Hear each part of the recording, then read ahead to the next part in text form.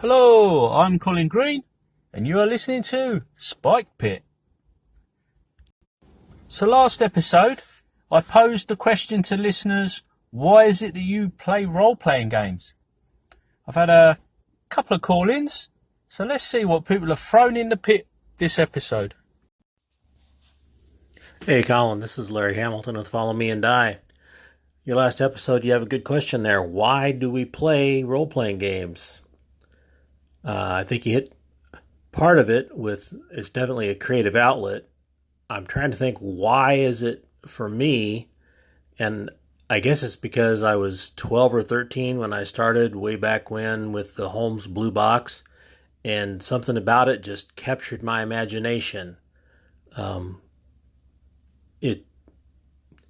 don't know if it's the problem solving, the being able to do things that I can't do in real life.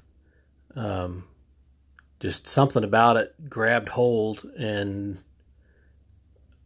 I always fall back into that. The memories I have of the situations are very vivid. Good question.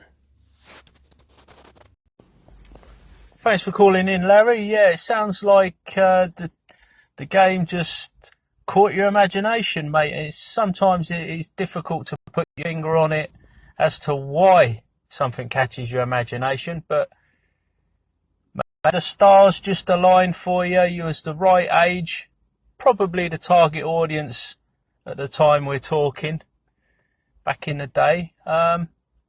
Yeah, I don't suppose you really need a reason. You just like it, and that's that. Next up, we've got my brother Darren.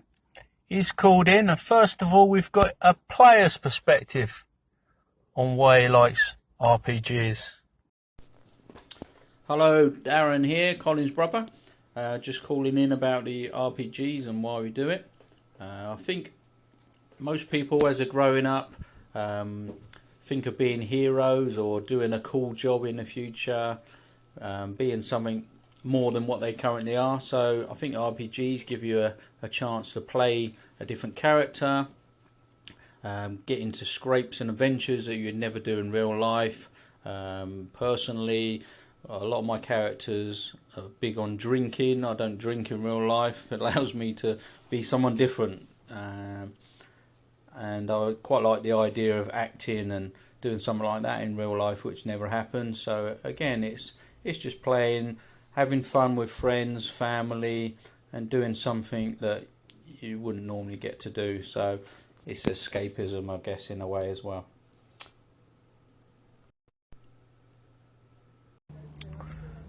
Thanks, Diz. Yeah, so it's the larger-than-life, heroic, kind of escapist philosophy there. Just something a little bit different to the norm, or a lot different, I guess, and a chance to explore ideas that you wouldn't necessarily or usually explore in your normal day-to-day life. Now, he's also sent me in he's kindly sent me in another call-in, and this is more related to the aspect of running games and his recent emergence as a dungeon master. Just following on from what I said before, why I like playing role-playing games.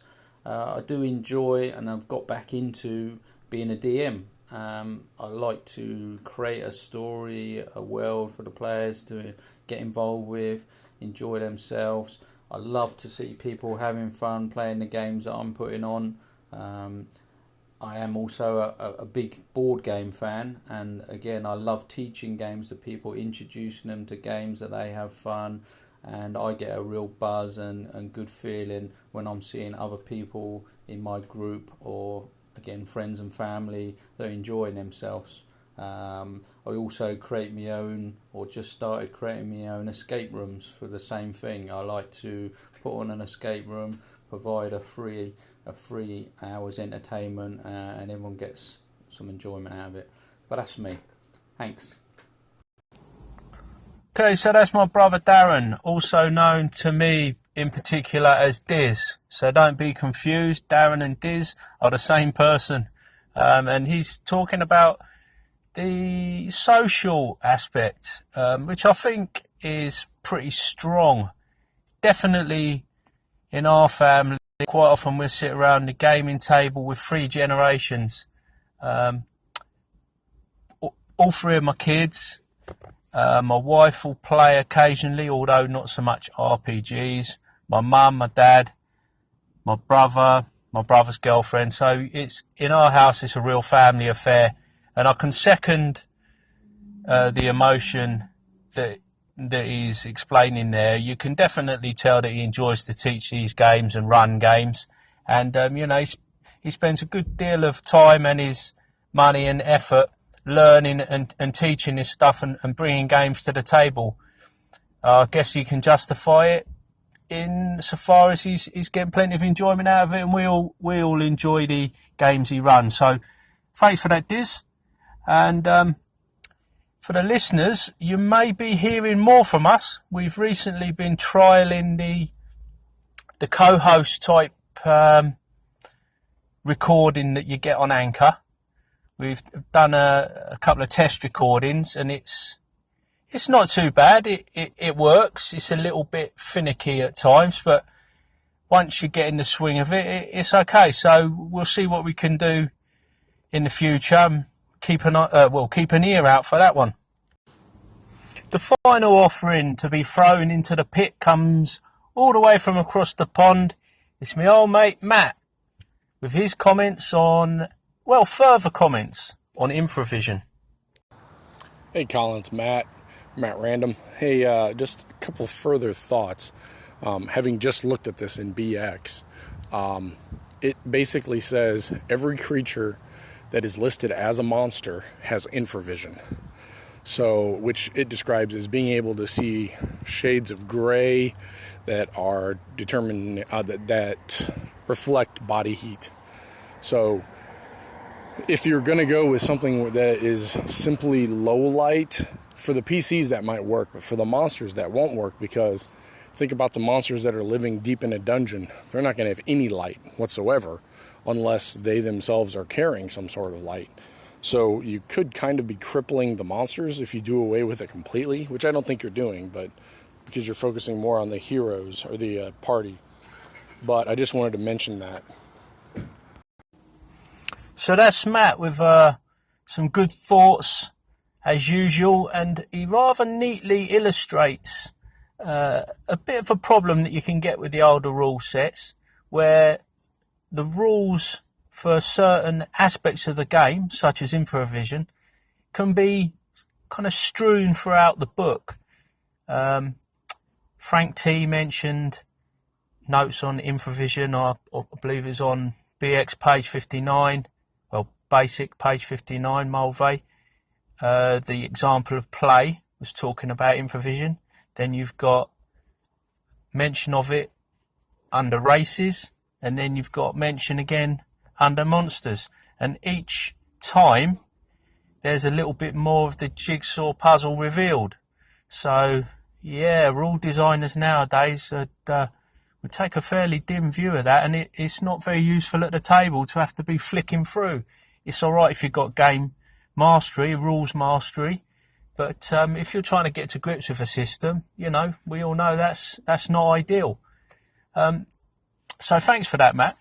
The other thing is, I would urge anybody listening, if you've still got sort of thoughts or comments on subjects you've heard us discuss in earlier episodes, still call in, because I want to keep the conversations going. I mean, if it gets too lengthy, long and drawn out, then yeah, maybe I imagine it'll just dwindle away anyway, the discussion. But whilst these things are fairly recent, feel free, just call them in, and I'll intersperse the messages where appropriate and where I can.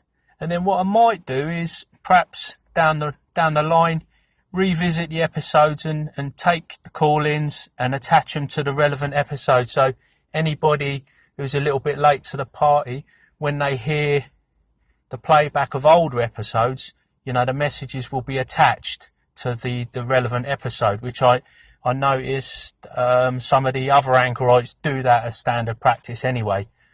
But I've refrained from that because I just want to keep this kind of rolling conversation going for the time being.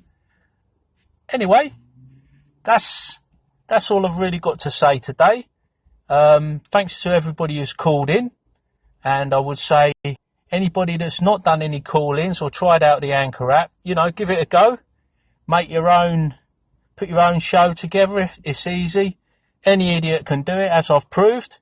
So yeah, take care, guys, and catch you later.